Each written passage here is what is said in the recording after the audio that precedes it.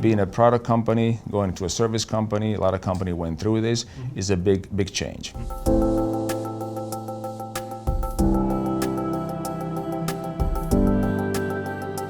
By enabling that business model, we actually improve people's lives.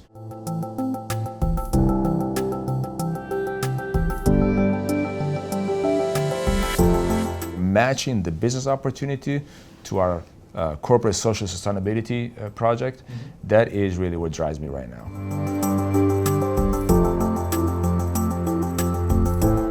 Mr. Ferrari, thank you for joining us today, and thank you for participating in Stanton Chase GAMECHANGER series about companies going through drastic change. Now, digitalization is a buzzword, but according to you as a captain of industry, what major trends do you see in the automotive industry today? Well, first of all, thank you for having me. It's really a pleasure to be here. So our industry is really going through a dramatic change. Some companies perceive this change as a threat. We perceive these changes as fantastic opportunities for us. I think in the future, more and more, the car park will be made of vehicles that are zero emission, self-piloted, connected and shared.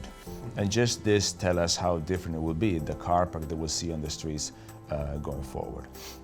At the same time, from a pure technology point of view, we see a lot of changes in the pure access to technology that we have as managers, as employees, and our companies.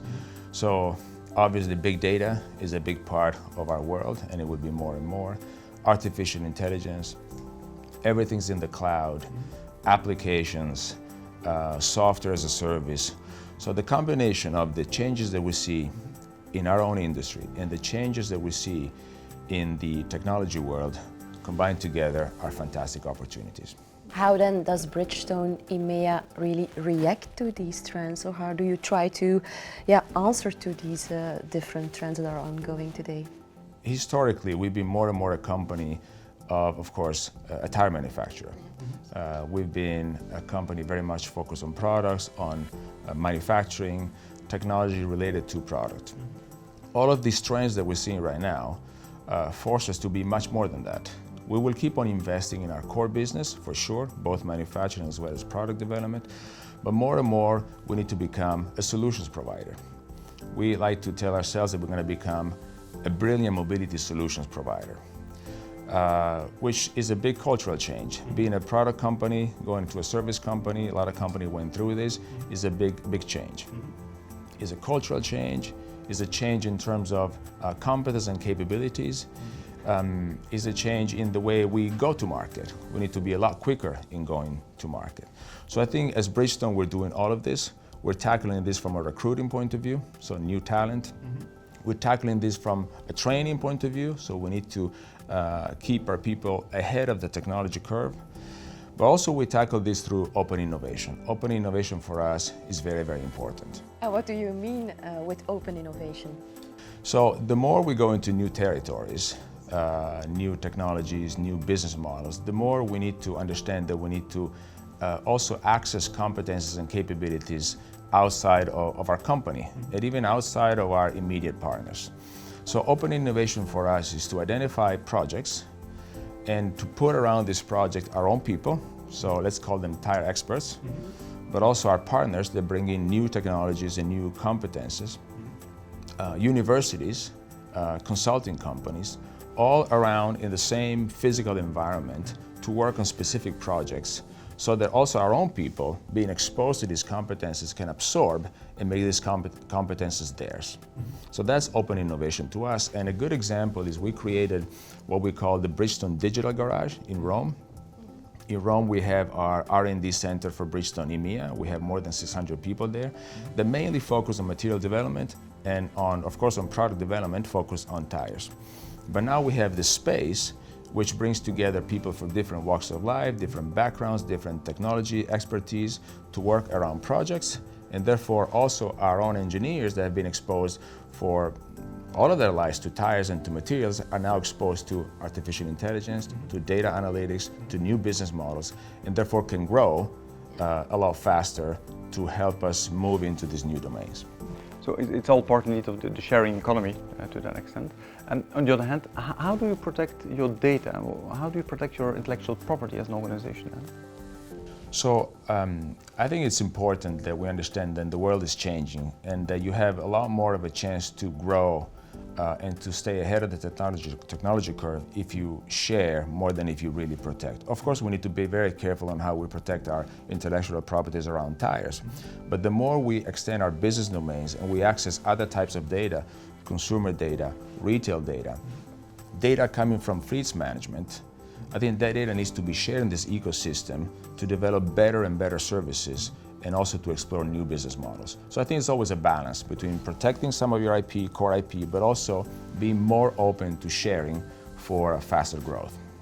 You're currently, and as explained, in a very fast-changing industry. The organization itself is also fast-changing. We refer to the fact that it's a cultural change, which is a very difficult as a change management process. So when you joined Bridgestone EMEA CEO, what were your and still are your top priorities organizational wise? So I think the top priority for me was to steer the organization in having a culture which is not just a product culture but also a service culture.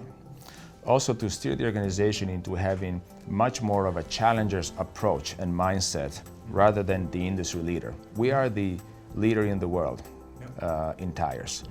But in today's world that is changing fast, you need to have a challenger's approach and mindset even when you are the leader. A challenger is fast, is creative, is lean, and in order for us to capture all the opportunity that we have in this evolving ecosystem in automotive, we need to have that kind of culture. And that's then key in bringing a winning team to the table, according to you? Absolutely. We believe in a winning team is made of hybrids.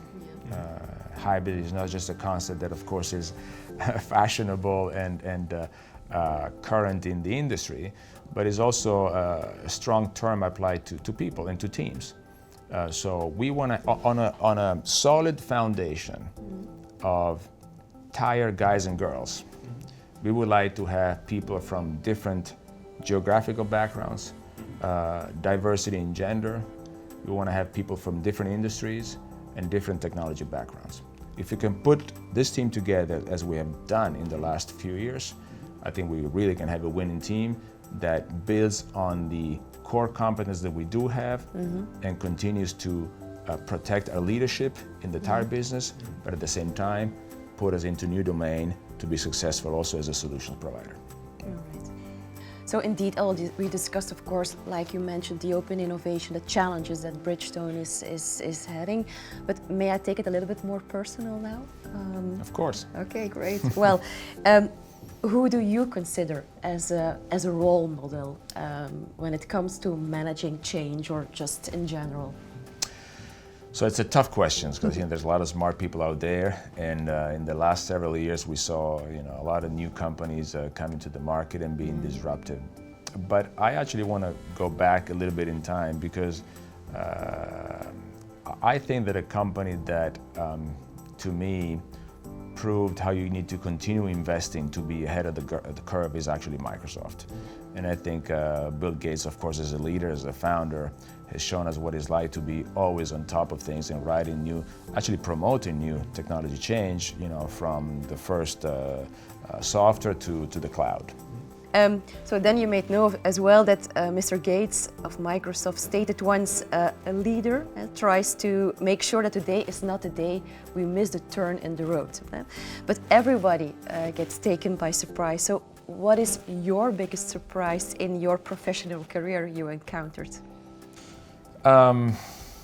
Quite a few of them, but let's think of the biggest one. I think I was lucky to be involved into the hype and the fall of the internet bubble in the late 90s and early 2000s. And I was working for a big publishing group, for the internet startup of a big publishing group. So we were all excited about content and of course unique users and the value that you could attribute to unique users. And there was a big hype, and we all could get all kinds of financing in the world. But then in parallel to that, there was a company that was concentrating on search. which a lot of us in the media industry actually underplayed, and of course the company was Google. So sometimes it's incredible how close disruption can be to you, and somehow you overlook. So as I'm looking at all these disruptive trends in our own industry right now, we're making very, very much sure that we don't miss the Google of the of the automotive. But that was probably the biggest one, yeah. You just mentioned that you want to avoid that you miss the next Google. How do you make sure that you're able to spot it? That's a fantastic question. It's not easy, obviously. I think it starts with the mindset. You have to have such an open mindset that you don't take anything for granted. You need to surround yourselves also with partners that are active in scouting technology and opportunities anywhere from the Silicon Valley through to Israel and Berlin and all the way to the Far East. So I think the ecosystem of startups, of incubators, and of funds that you need to have around you is very, very, very much important. And then you have to work on your own business model. By challenging your business model and going into new domains, by definition, you need partners, and you reach out to partners, especially in the early stages of the startup, and you bring them on board to work on projects. And we may end up already working with today's Google in the automotive industry in all the projects that we have. So there's not one silver bullet. You need to really have an ecosystem around, and it all starts with the mindset. An open innovation mindset, in general, an open mindset to consider what's going on around you. Of course, you still have quite some years of career in front of you. But nonetheless, if at a certain point in time you had to look back at your career, what do you want to have accomplished? So from this point of view, I'm a little idealistic. I am married, I am a father of 4, so my wife and I do care a lot about the future of our kids.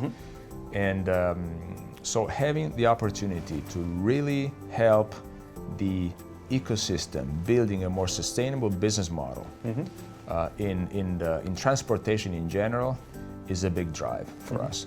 So if as Bridgestone, by becoming a brilliant mobility solutions provider, we can have better cities with much better traffic conditions, cleaner air, better mobility, and people happier because their lifestyle is a lot better than what it is right now, where they have to spend time in traffic and being upset. I think that will really make me happy. Also because I know that it's a good business model, and therefore matching the business opportunity to our corporate social sustainability project, that is really what drives me right now. It's a fantastic opportunity.